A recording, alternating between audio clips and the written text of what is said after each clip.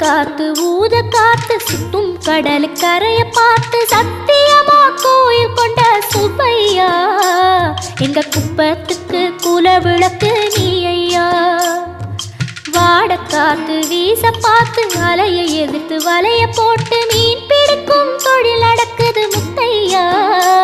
கரை மீண்டு வர காவல் உந்தன் வேலையா. திருச்செந்தூர் ஆண்டவனே வேல் முருகா தினம் உனக்கு நன்றி சொல்வோம் மால் மருகா.